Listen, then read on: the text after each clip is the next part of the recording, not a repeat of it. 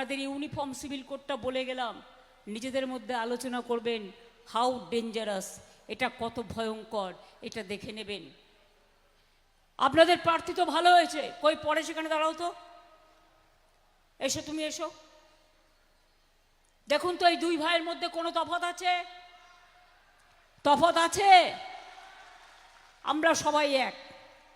তাই বিজেপিকে বলবেন ইলেকশনের পরে দেখ,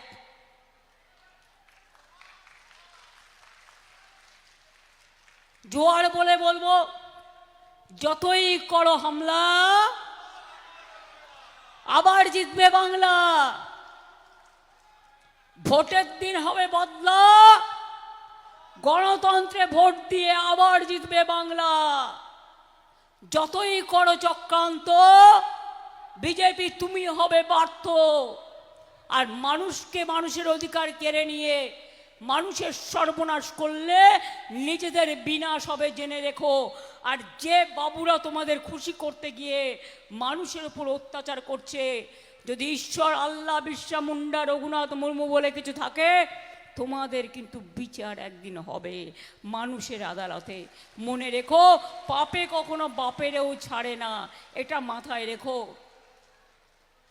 তাই বলি ভালো থাকবেন, সুস্থ থাকবেন।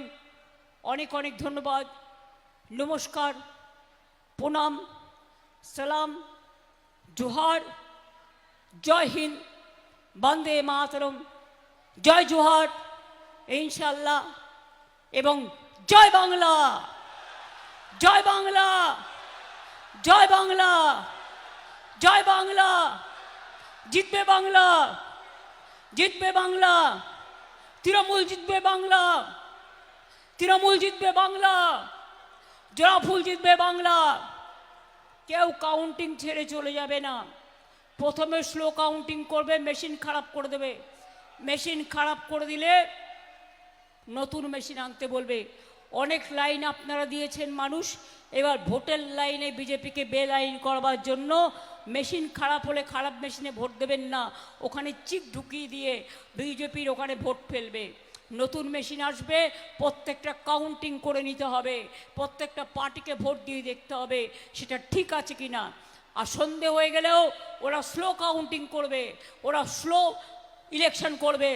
আপনারা ভাববেন না, চিন্তা করবেন না, আপনারা না হলে আপনাদের সব অধিকার কেড়ে নেবে।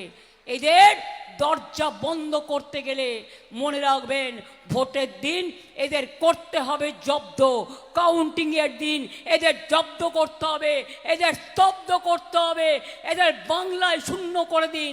আর দিল্লিতেও আগামী দিন মহাশূন্যে পাঠিয়ে দেবো আমরা।